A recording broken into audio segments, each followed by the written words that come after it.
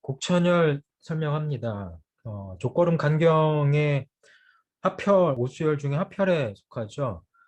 그에 따라서 무릎 관절면에 있습니다. 곡천열 이해할 때 우리가 족소음 신경의 음곡혈하고 함께 비교해서 곡천열과 음곡혈을 구분하는 게 필요한데요.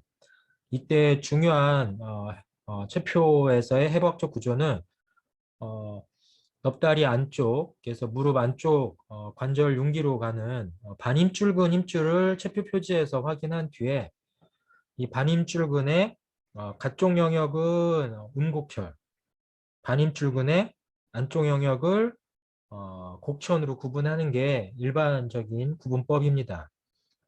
이때 반임줄근의 안쪽 영역으로 언급을 할 때 구조적으로 세밀하게 보면 반입줄근과 두덩정강근, 힘줄 사이에 존재한다고 얘기할 수 있고요. 반입줄근이 있고 두덩정강근이 있다면 그 두 사이의 밑쪽에 반막근이 있게 됩니다. 이러한 특징으로 지금 부위 설명이 되어 있는 거거든요. 반임줄근, 두덩정강근 사이로 반막근 힘줄의 안쪽 깊은 면을 염두에 둔다. 이게 이제 표준 위치에 해당하고요. 이제 이 과정에서 주변에 존재하는 근육층을 보면 두덩정강근 또 더 안쪽에는 넙다리 빗근이 있습니다.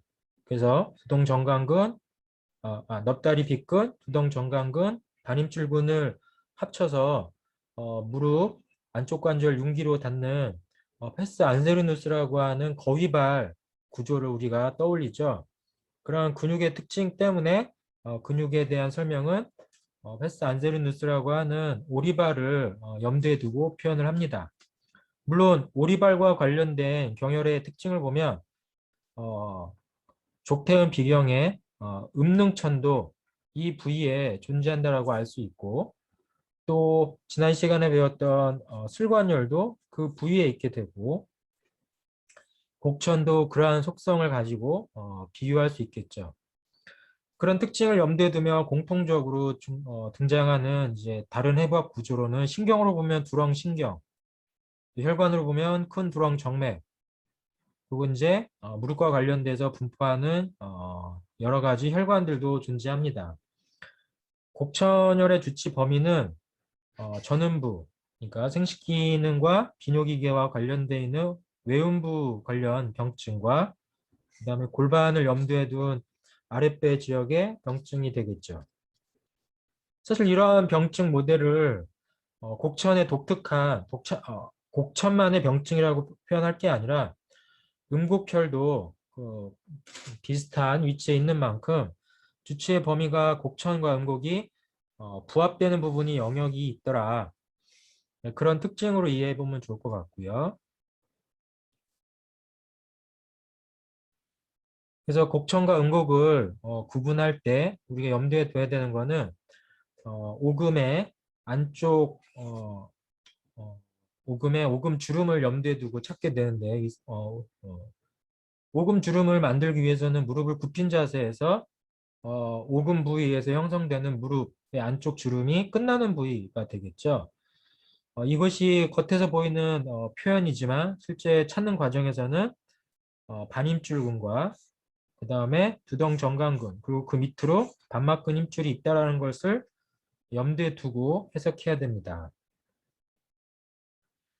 이러한 측면을 염두에 두고 해부학 자료를 검토해 보면 지금 여러분이 보는 화면처럼 반힘줄근 면이 있고 반힘줄근 밑으로 반막근이 널판지 모양으로 내려가고 그 안쪽으로는 두덩정강근이 흘러간다는 것을 볼 수 있어서 지금 다시 곡천혈의 위치를 이해할 수 있겠죠.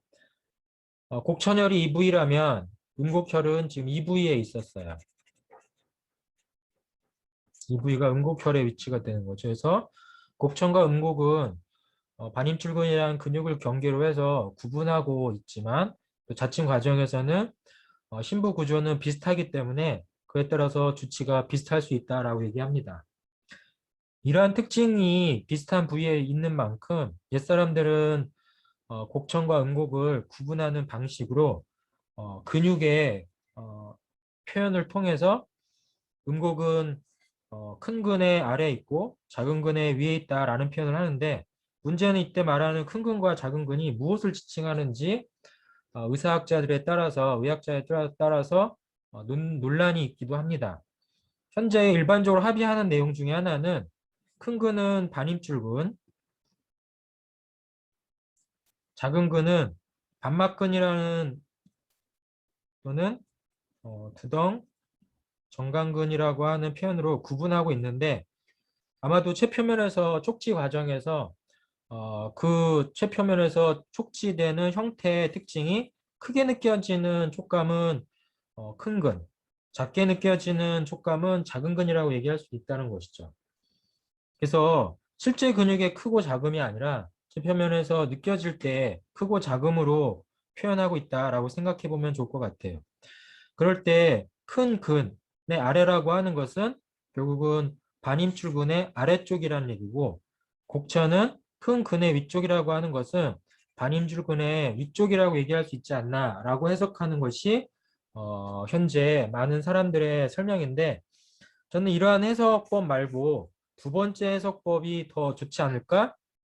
참고로 말하면 두 번째 해석법은 제가 찾아낸 해석법이라 김재호 해석법이라고 일명 붙여보고 싶은데 아직은 뭐 어디다가 공표한 건 아니니까 여러분이 한번 생각해 보세요. 옛사람들의 사고방식에 있어서 크고 작음은 위쪽과 아래쪽의 구분이 있어요. 우리가 무릎의 위쪽을 크다, 무릎의 앞쪽을 작다라고 얘기할 수 있다는 것이죠. 그래서 대퇴부, 소퇴부라는 표현도 옛 한자 표현에 있죠.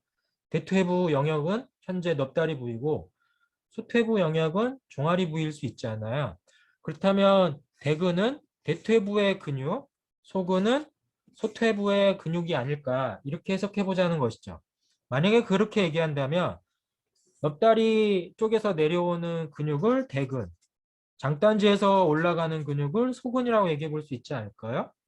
그러면 넙, 어, 넙다리 쪽에서 내려오는 근육의 아래쪽 종아리에서 올라가는 근육의 위쪽이 음곡이 된다. 그러면 현재 그림에서 보면 반임줄근과 장단지근의 안쪽 갈래의 사이가 음곡이 될 거고요. 만약에 이것을 이제 큰 근육의 넙다리에서 올라오는 넙다리에서 내려오는 근육의 위쪽, 종아리에서 올라가는 근육의 아래쪽이라고 하면 사실은 찾기는 어렵지만 이와 같이 해석해 볼 수 있지 않을까요? 넙다리에서 내려오는 근육의 위쪽과 장단지 근육이 깊은 쪽에서 오금 아래로 돼 있는 그 부위를 소근의 아래라고 얘기하면 사실은 이러한 특징, 대근의 위쪽과 대근의 위쪽과 소근의 아래쪽이 되는 부위가 바로 이 부위가 되는 것이죠. 이 부위를 어떻게 찾을 수 있나요? 라고 물어보면 여러분이 무릎을 굽힌 상태에서 넙다리에 있는 반인출근의 오목한 곳의 위쪽을 눌러보면 사실은 이 부위를 여러분이 촉지할 수 있는데 초음파 진단 영상을 활용하면 이 부위가 더 뚜렷하게 드러납니다. 근데 공교롭게도 그 부위를 눌러보면 여러분의 감각의 반응이 신경 전도와 관련해서 나타나는지 모르지만 안쪽 복사 쪽으로 감각이 내려가는 현상을 촉지해 볼 수가 있어요. 혹시라도 여러분이 곡천과 음곡에서 이러한 방식으로 앞통점을 눌러봤을 때 혹시나 장단지 아래로 또는 안쪽 복사 아래로 어, 예민한 또 다른 감각을 경험하게 된다면 그것은 옛사람들이 음곡과 곡천에서 타멸하는 방식의 경험과 유사할 거라고 생각할 수 있습니다. 그러한 이야기들을 지금 실험 친구 표면 해부학에서도 여러 복잡한 조건을 가지고 또 소개하고 있어요. 이만큼 옛 문헌에 나와 있는 음곡과 곡천에 대한 위치 논쟁에 대한 이야기들이 현재까지도 진행형이구나라는 점을 떠올려 보길 바랍니다. 다음으로 음포혈입니다.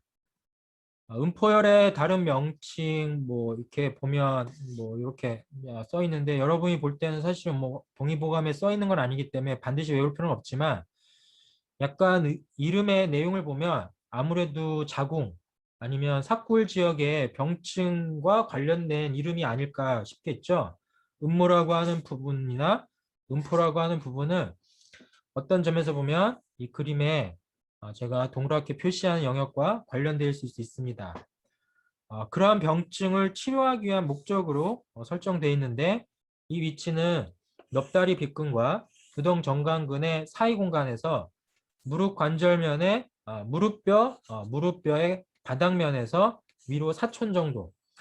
여러분 무릎뼈 바닥면을 기준으로 찾는 경맥이 족태음 비경에 있었죠. 그래서 족태음 비경에서 이촌 부위에 혈해라고 하는 경혈이 있었습니다. 그 다음에 무릎뼈 바닥면에서 넙다리뼈 쪽으로 올라와서 대략 3등분을 해서 위쪽 3분의 2 지역에서 기문이라고 하는 족태인 비경의 경혈을 찾은 적이 있어요.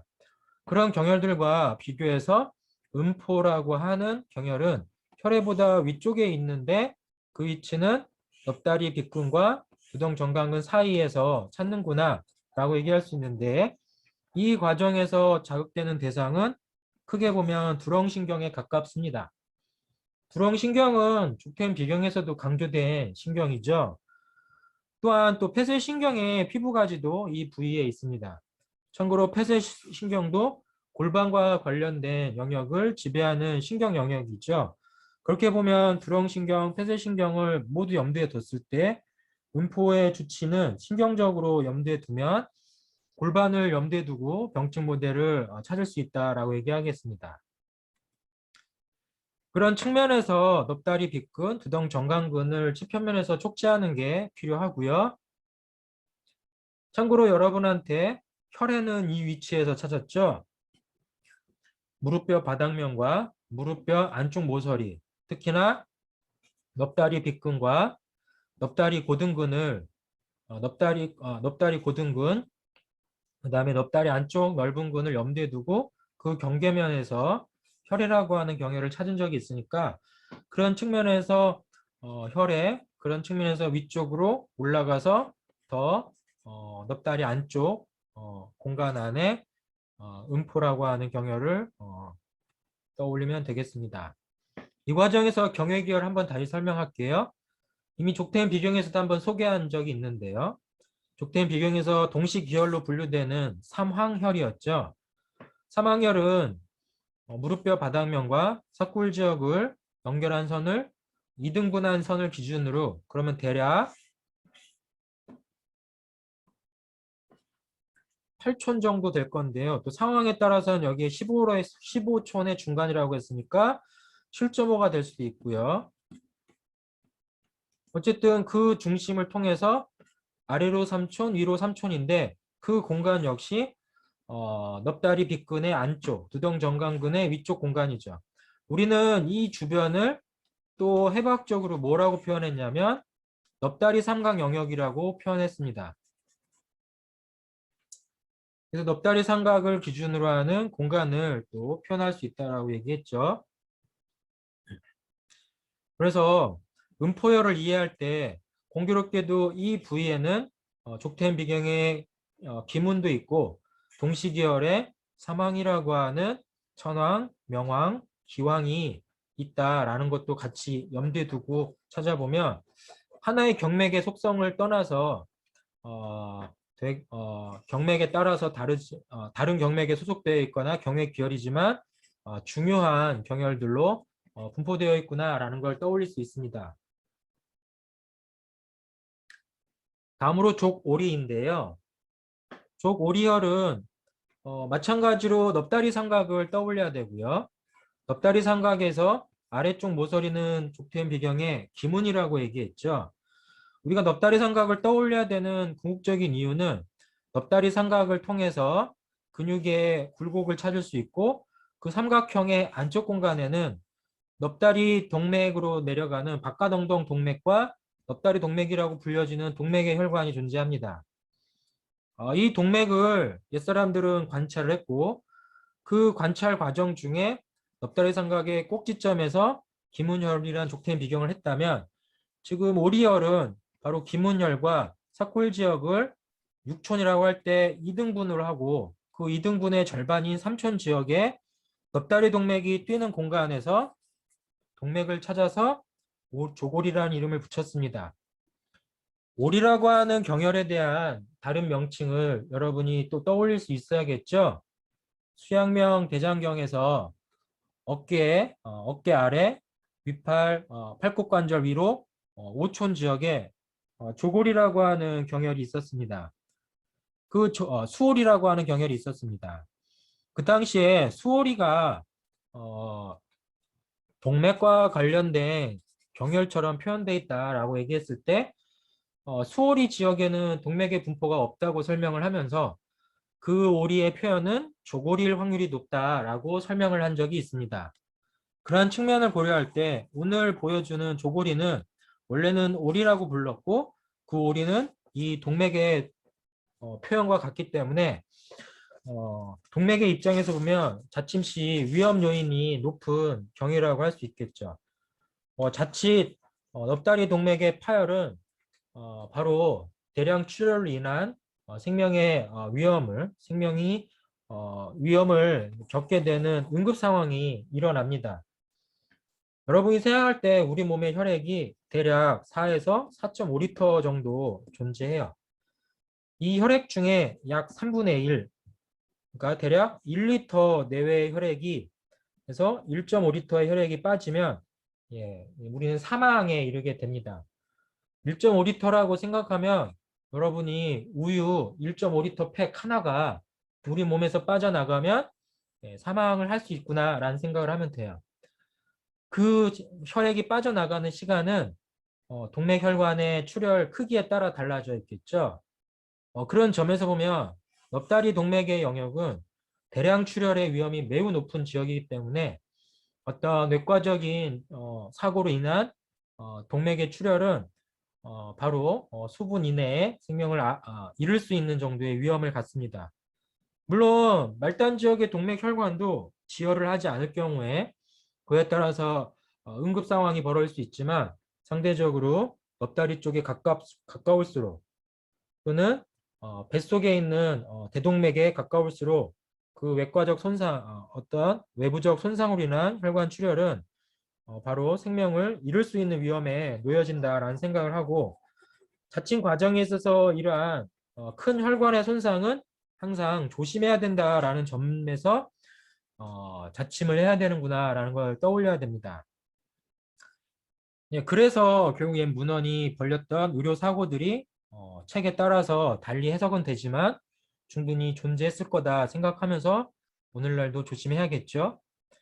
조골이의 영역은 그러한 동맥과 관련된 특징을 가지고 체표면에서는 두렁정맥, 심부 그렇게 보면 되고요. 그 다음에 근육 신경은 마찬가지로 넙다리 안쪽 영역을 염두에 두고 살펴보면 여러분이 이해할 수 있을지 않을까 생각하고요. 조골이의 주치 범위는 근위 부위에 특히나 사골 지역의 외음부 지역, 외부 생식기 또는 골반 질환에 쓰이는 병증에 활용되더라라고 알고 있으면 됩니다. 다음으로 음염인데요. 음염 마찬가지로 넙다리 동맥을 염두에 두고 찾습니다. 기충이라고 하는 사골 지역에서의 박동철을 기준으로 아래쪽으로 이촌이라고 얘기했지만 위치는 동맥과 관련되어 있습니다. 자침을 하기 위해서나 취혈하기 위해서는 무릎을 바깥 돌림으로 돌려야겠죠. 엉덩관절을 바깥 돌림으로 돌려야겠죠. 이러한 자세를 취하는 방법이 우리가 기문을 취혈할 때 일종의 이 키와 같은 이러한 무릎을 기준으로 벌림 형태의 이런 마름모를 연상하는 작업이 필요한데 여기 나와 있는 취혈법은 바로 무릎을 바깥으로 벌리고 넙다리와 무릎, 다리를 마름모 형태로 벌리는 모습을 표현하고 있는 것입니다. 이런 자세를 취할 때 사골 지역과 넙다리 안쪽 지역이 그런 굴곡들이 명확하게 보인다는 얘기를 할 수 있고요. 음염막시 외음부 또는 골반 안의 병증을 쓰는데 이제 그 중에서도 이제 부인과 병증의 관련성이 높다라고 표현하고 있는 것이죠. 부인과 병증이라고 해서 남성과 관련한 질환을 치료하지 못하는 건 아니고 똑같은 특징에서 남성에서는 생식기 질환 또 비뇨기 질환에 쓰일 수 있다. 물론 노출 부위의 특징상 일반적으로 여러분이 환자를 충분히 설명하고 납득시키지 않는다면 사실 이런 부위를 타멸해서 시술하기는 매우 어렵습니다. 옛사람들의 시술이 존재한다고 해서 현대 한의학에서 이런 시술이 쉽게 되겠냐라고 생각해 보면 당장 여러분 입장에서도 이 부분을 경혈학 실습하자고 하면 조원들끼리 서로 꺼려 하기 때문에 시술이나 타멸 자체가 어려워질 수 있어요. 여러분 스스로가 그렇게 꺼려하는 상황을 문헌에 있다고 해서 환자한테 강압적으로 할 수는 없는 거죠. 이러한 측면에서 이런 부분을 어떻게 우리가 합리적으로 시술할까에 대한 부분들은 의료의 전문성을 높여야 되는 부분에서나 아니면 환자에게 충분히 설명해서 납득할 수 있는 수준으로 치료적 의의를 두었을 때 여러분이 시술할 수 있지 않을까요? 뭐 그렇지 않다면 경혈학 수업에서 그냥 한번 듣고 평생 쓰지 않는 경혈로 흔적으로만 남아있을 확률이 매우 높습니다. 이러한 부분 역시 여러분에게 선택의 목이 되겠죠.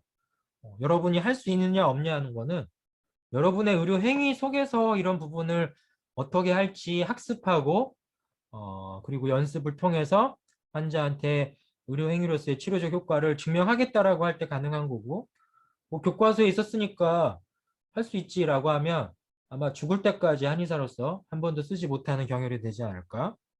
제가 봐도 아마 제 동기들 중에 음염이나 이런 조고리를 쓴 한의사가 있냐고 물어보면 아마 100명에 1명 있을까 말까 했다 생각할 정도의 그런 의미가 있습니다.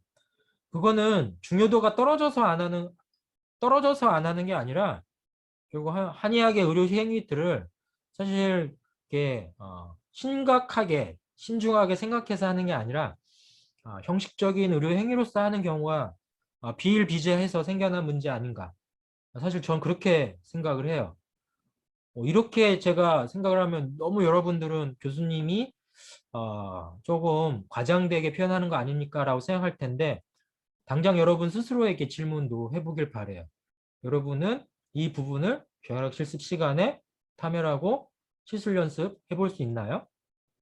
어쨌든 뭐 그런 부분에 대해서는 저도 강제적으로 실습을 하라고 지시하진 않으니까 만약에 뭐 학습을 좀 중간 정도 해보겠다 싶으면 교과서에 나와 있는 도식이나 해부학적 자료를 통해서 여러분이 잘 학습해 보기를 바랍니다. 지금 넙다리 삼각의 표현을 이렇게 해볼 수 있고 그 과정에서 이제 기문혈, 그 다음에 명황혈, 천황, 기황, 음포 뭐 이렇게 표시해 볼 수 있는 것들을 지금 제가 그 다음에 조골이, 음염 이렇게 표시해 볼 수 있다는 얘기를 하는 것이죠.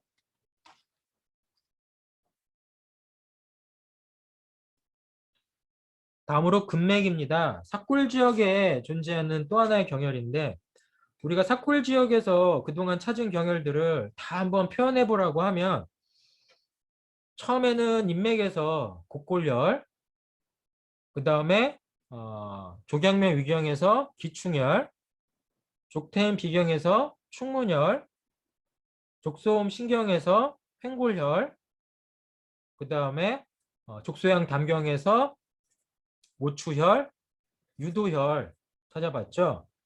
예, 이렇게 여러분이 학습을 종합할 수 있어야 됩니다. 특정 부위를 설명하고 그 특정 부위에서 여러분이 찾을 수 있는 경혈을 타멸하고 설명해 보세요라고 하는 만약에 이런 질문이 왔을 때 저와 같이 표시하고 설명할 수 있으면 어느 정도 학습이 되는 거고요. 이 영역에 어떤 경혈이 있는지 여전히 파악이 안 된다면 이게 지금 학습이 제대로 안 됐다 생각을 하면서 그동안에 배운 경혈들을 어떻게 학습할까를 고민해 주길 바랍니다. 금맥은 이제 이 과정에서 삭골 지역에서 찾는 이제 족보론경의 경혈인데요. 다른 명칭이 너무 재밌어서 제가 여기다가 그림을 하나 표현해 봤어요. 예. 양씨라고 하는 다른 명칭이 있는데 양씨는 오늘로 말하면 염소똥입니다. 염소똥이라는 표현을 이렇게 써놨죠. 예. 사실 근데 이게 진짜 염소똥의 표현인지 아니면 다른 표현인지 궁금해서 자꾸 연구를 하는데 저만 궁금했던 게 아닌가 봅니다. 예, 중국의 친구 의학으로 정말 최고의 권위를 갖고 있는 학자가 논문을 하나 쓴 게 있어요. 그 논문이 다행히 한글 번역판으로 나와서 제가 구글 클래스룸에 한글 번역판 논문을 소개했으니까 거기에 보면 양씨에 대한 탐구와 관련된 논문이 있는데 어떤 측면에서 보면 양씨 하나의 문제를 다루고 있지만 바로 우리가 경혈학을 옛사람들의 입장에서 어떻게 파악하는 게 바람직한가를 종합해 볼 수 있는 굉장히 좋은 논문이니까 여러분 그 논문 시간이 되면 꼭 읽어보길 바랍니다. 양씨라고 하는 표현이 옛날 표현에서 보면 앞다리, 뒷다리의 표현의 의미도 있었다고 해요. 그러면 양씨라고 하는 것은 넙다리를 지칭할 수도 있고 아니면 위팔의 앞다리를 지칭할 수 있다는 얘기죠. 어쨌든 그것도 그 논문에 쓰여 있으니까 읽어보시기 바라고요. 근데 저는 그 표현보다 더 주목한 표현이 양씨에는 이런 염소똥이라고 하는 의미가 있는데 염소똥을 인체에 표현하면 어떠한 모습과 비슷하게 보일까요?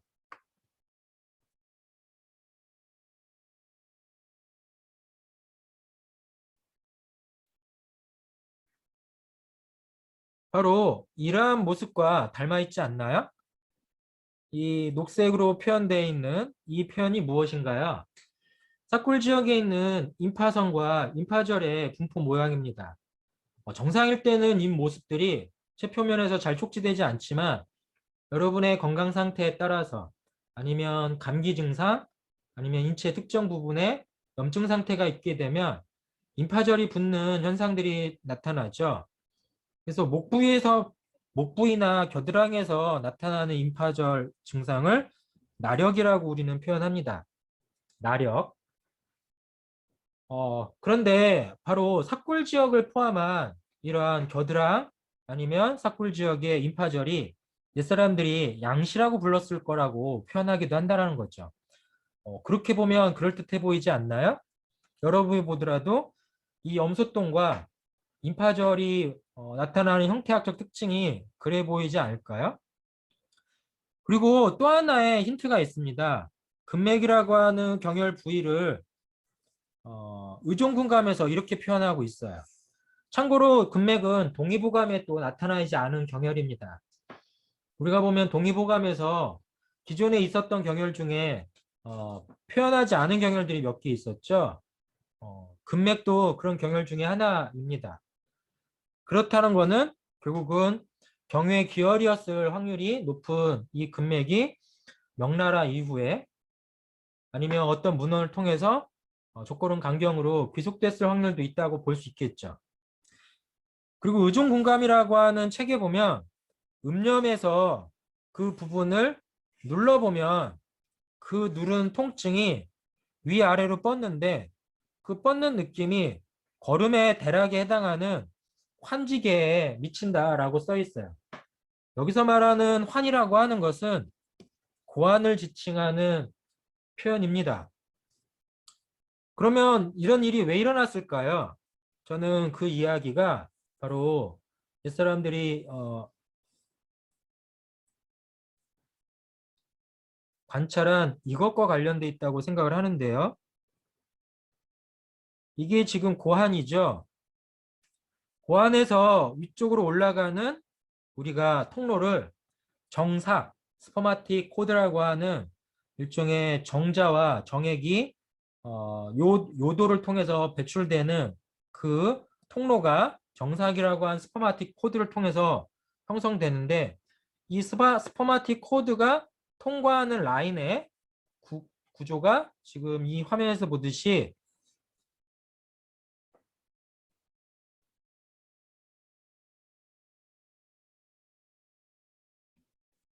이 부위에 통과하고 있다는 거죠. 바로 이런 특징 때문에 고안으로 가는 신경, 고안에서 나오는 정삭이 바로 이 넙다리 동맥과 정맥이 통과하는 이 사골 지역을 통과해서 골반 안으로 들어가서 방광 뒤쪽에 전립선을 통해서 요도로 빠져나오는 구조를 갖습니다. 옛사람들은 바로 이 부위를 압박을 했을 때 이 압박감이 고안 쪽으로 흘러가는 통감을 경험을 하고 이러한 과정을 통해서 금맥이라고 하는 부위의 해부학적 특징을 설명하고 있었던 것이죠. 그렇게 본다면 저는 금맥이라고 하는 경혈을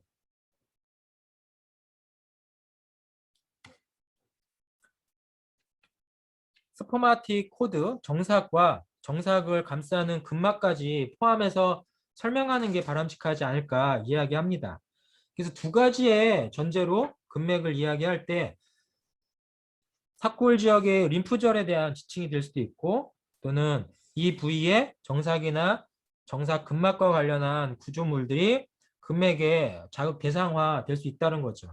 물론 이 주변에는 기충을 통해서 관찰 가능한 동맥이 있었기 때문에 옛사람들은 근맥이라는 말을 쓸 때 그 맥을 이러한 혈관의 역할로도 이름을 썼을 거니까 그러한 점을 모두 고려해서 근맥을 보되 그렇다면 이 병증 모델은 결국은 외부 생식기와 관련된 병증에 쓰여졌겠구나라고 생각해 볼 수 있는 것이죠.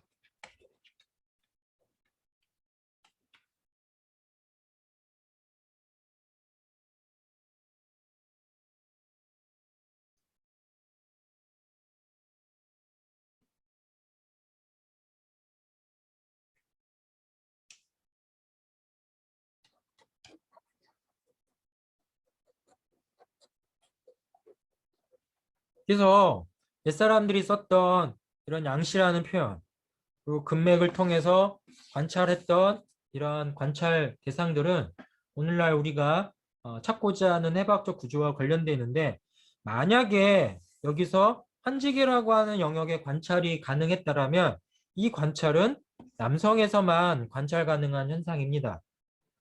사실은 여성에게는 정삭을 비롯한 고환과 관련된 요소가 없거든요. 그러니까 이 부위에 있어서 여성을 압박을 해보면 여성은 환지기라고 하는 영역으로의 병증이나 관찰을 경험할 수가 없는 것입니다. 왼쪽 사진은 지금 CT, MRI 사진인데 잘 보면 골반이라고 하는 구조 속에서 두덩 결합면 그리고 두덩 결합면의 앞쪽으로 정삭이 양쪽에 통과하고 정삭의 바깥쪽으로 지금 바깥엉덩 동맥, 정맥이 통과하는 것들이 각각 그려져 있죠. 지금 엄밀히 말하면 이 주변이 결국은 근맥, 기충, 충문 등의 사골 지역의 족태음경, 족양면경, 족거름경이 각각 그 대상에 따라서 존재하고 있는 건데 족양면경에서는 바깥엉덩 동맥을 염두에 두고 관찰했다면 충문에서는 바깥엉덩 동맥 바깥쪽으로 큰 엉덩근, 큰 허리근, 엉덩근, 큰 허리근 등과 같은 엉덩관절과 허리근을 허리뼈를 연결하는 구조 지역 그리고 근맥과 같은 구조는 동맥보다는 오히려 정삭이나 이런 외음부와 관련되어 있는 해부학적 구조 이렇게 구분해서 파악해 보면 어떨까요? 마찬가지로 이런 부분도 자침치료의 대상으로 삼기보다는 병증의 진단적 목적으로 쓰는 확률이 더 높겠죠. 이런 사골 지역에서의 어떠한 병증이 있을 때 그것이 생식기능의 문제의 병증인지 아니면 엉덩 관절의 병증 모델인지 아니면 골반 내의 장기의 문제인지 왜냐하면 골반 내 장기가 외음부로 나오는 병증을 우리는 산병이라고 불렀습니다. 산병이라고 하는 것은 왜 남성들한테 많이 언급을 했냐면 사실은 이 정삭이라고 하는 공간을 통해서 내부 장기가 고안 쪽으로 밀려 나오는 탈장 증상들이 옛사람들한테는 많이 관찰되었어요. 특히 어린아이들한테 이런 탈장 증상들이 특히 남자 어린아이들한테 적지 않게 발생을 하는데 그러한 이유들은 바로 이 근맥을 포함하는 이 정사각의 공간이 장기가 특히 소장과 같은 장기들이 복압에 의해서 고안 쪽으로 빠져나오는 현상들이 어릴 때 많이 있었던 거죠. 물론 그러한 이유 중에 하나를 한의학에선 기허의 범주에다가 놔서 특히 기허 중에서도 비기허와 같은 문제로 해석을 하면서 우리가 승향이라고 하는 방법의 치료법으로 치료를 쓰기도 했었죠. 만성 허약한 상황에서 영양 부족 상태에서 나타날 수 있는 이러한 병증에 이 근맥 부위는 산병의 모습으로 등장하더라. 근데 여성은 이러한 병증이 없거든요. 이 근맥에 해당하는 정삭이 없기 때문에.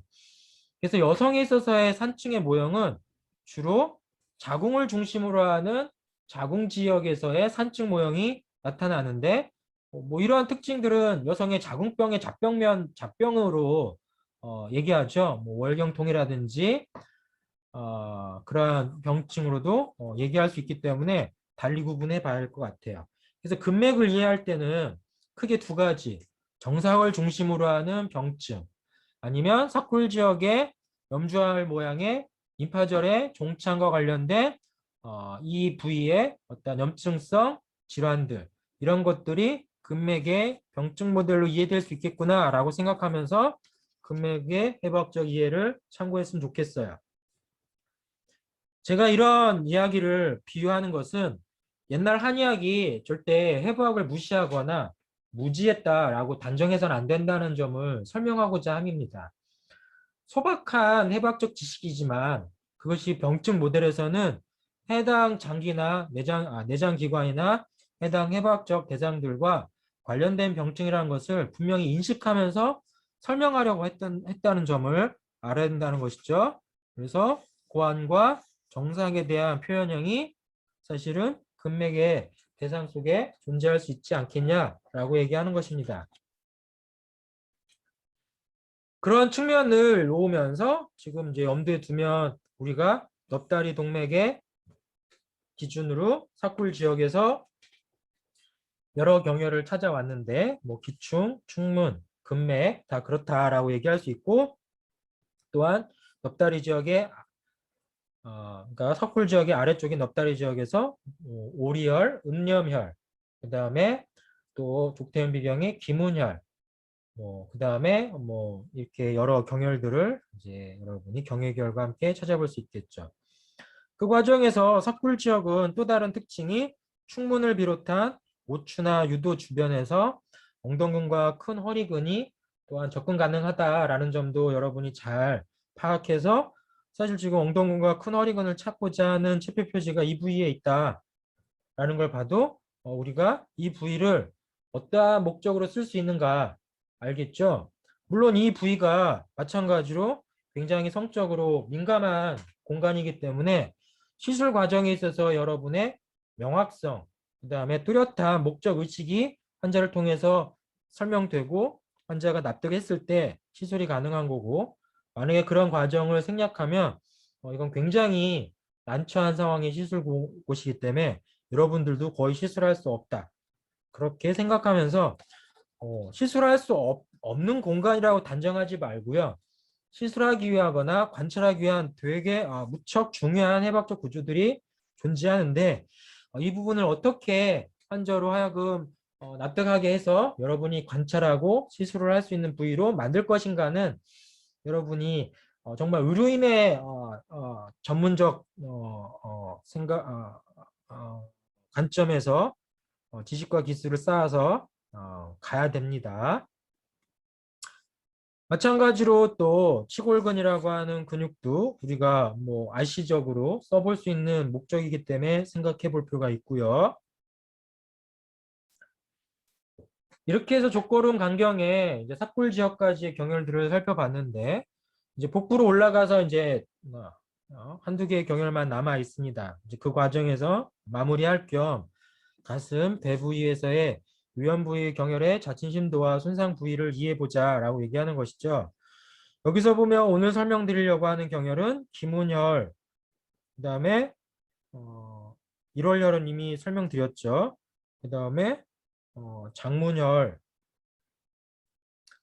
이 두 가지를 이제 설명하게 되는데, 기문혈, 허파, 장문혈은 또 위치에 따라서 간장이나 비장, 잘록창자와 같은 영역과 위험 부위가 있으니까 고려하되 그러한 여러 가지 지금까지 배운 것들을 종합해서 가슴과 배 부위의 경혈을 타멸하고 자침할 때 우리가 꼭 더 조심하자라고 얘기 드리겠습니다.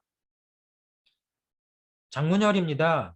장문혈은 11번째 갈비 끝 쪽에 있습니다. 마찬가지로 11번째 갈비 끝이기 때문에 뜬갈비에 해당하죠. 12번째도 뜬갈비, 11번째도 뜬갈비. 그래서 뜬갈비와 관련한 이름으로 게륵이라고 하는 말이 있었죠. 그래서 지난번에도 경문혈, 족소양 담경에서 신장의 모혈인 12번째 뜬갈비에서 찾는다라고 할 때도 마찬가지고, 장문은 그리고 동의보감에서는 장평, 그 다음에 현묘, 그러니까 옆구리의 모서리다라는 뜻이 있죠. 묘자가 들어간 건 항상 관절이나 모서리를 지칭하는 뼈의 경계면을 지칭하는 거니까 그렇게 보면 옆구리의 끝이란 뜻도 되겠죠. 그러한 점에서 장문에 대한 이명도 굉장히 많죠. 물론 이 중에 두 가지만 여러분이 동의보감 때문에 숙지해야 되는 거고요. 뜬갈비를 찾는 법은 족소음 신경에서 족소양 담경의 1월열 설명드릴 때도 설명드린 만큼 10번째 갈비가 뜬갈비는 아니지만 한국 사람 중에 30%는 뜬갈비로 보일 수 있다라는 것을 참고해서 10번째, 11번째, 12번째를 뜬갈비 입장에서 잘 비교해야 위치적으로 혼란이 없다라고 얘기를 드리고요. 이 부위는 비장의 모혈, 8회혈 중에 장회, 비는 장의 중심이기 때문에 결국은 8회혈 중에 장회로 갖다 놓은 거고요. 위치로 보면 족골은 강경이지만 꼬리표에 보면 족소양 담경도 있다. 그러니까 경문이 족소양 담경이듯 장문도 족소양 담경과 관련성이 있는 옆구리구나라고 생각하면서 보면 뭐 불편하지 않을 겁니다. 위치적으로 보면 주치병증이 장문이기 때문에 간과 장, 위장 병증의 국부적인 특징으로 쓰이더라라고 생각하면 되되 직자하기보다는 행자나 사자를 통해서 오히려 복벽을 염두에 두는 자극법을 선택하는 게 바람직합니다. 뭐 직자하려고 욕심내다가 앞에서 설명드린 것처럼 오른쪽에서는 간, 왼쪽에서는 비장이나 아니면 뭐 잘록창자와 같은 내부 장기 손상이 일어나면 안 되기 때문에 조심해야 되는 거죠.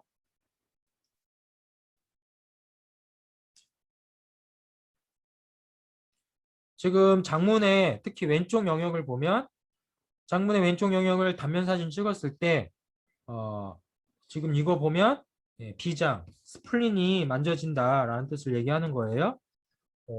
여러분 왼쪽 옆구리를 강하게 타격을 받으면 이 타격에 의해서 가장 많이 일어나는 외과적 손상이 비장 파열입니다. 근데 비장 파열은 대량 출혈로 이루어져요. 그러니까 응급 상황이죠.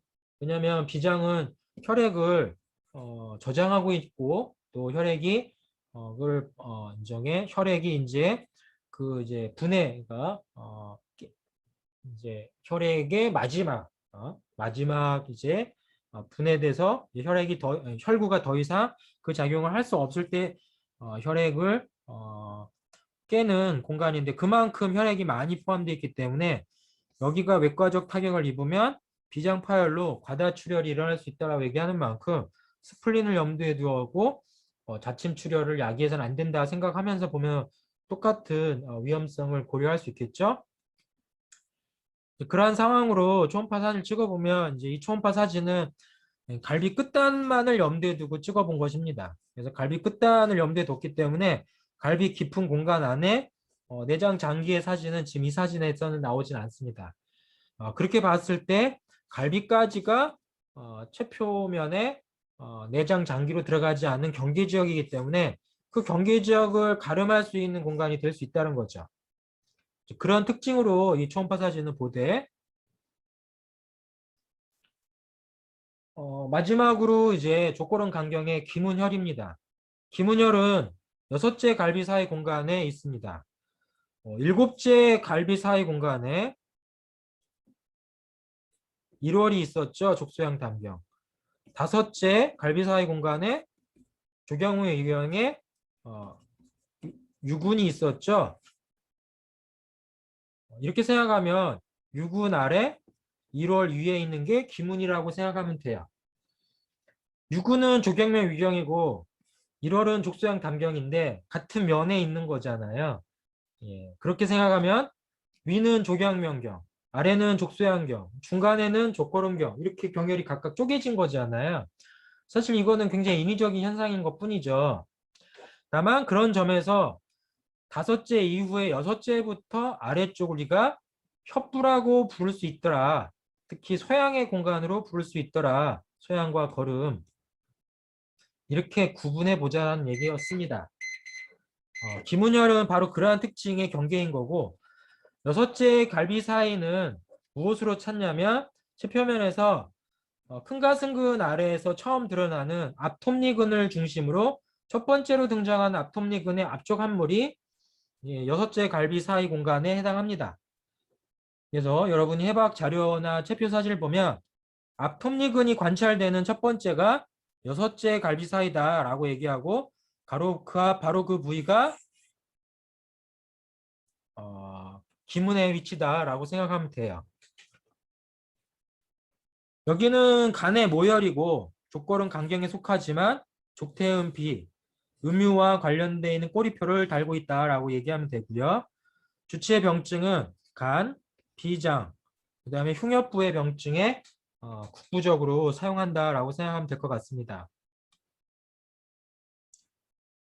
그런 특징으로 오른쪽과 왼쪽의 기문을 보되 오른쪽의 기문은 간과 관련되어 있는 공간이지만 왼쪽의 기문은 간이 없고 위장이 있는 공간이에요. 그래서 오른쪽의 기문은 간, 왼쪽의 기문은 위장관과 관련된 특징이다라고 여러분은 꼭 떠올려야 됩니다. 그래서 초음파 사진을 찍어보면 오른쪽 기문에서는 허파와 간이 교차로 보이는 공간이 생기고요. 물론 이거는 지금 허파만 보이는데 호흡을 하다 보면 호흡 사이에서 간이 보이기도 합니다. 그래서 우측은 허파와 간의 공간이 보이고 좌측은 허파와 위의 사이가 보이는 특징을 가지고 관찰 가능하다라고 얘기합니다. 물론 들심과 날숨 사이에서 들숨을 하면 허파가 위주로 보입니다. 그렇지만 날숨을 하면 해당 장기, 복강 안의 장기가 보이기도 하는 게 기문의 오른쪽 아래쪽의 차이라는 걸 알면 되겠습니다. 일단 1교시를 통해서 족골은 간경 마무리했으니까 일단 10분 정도 쉬었다가 2교시에 전체적으로 다시 한번 소개하고 다음 이야기로 넘어가겠습니다.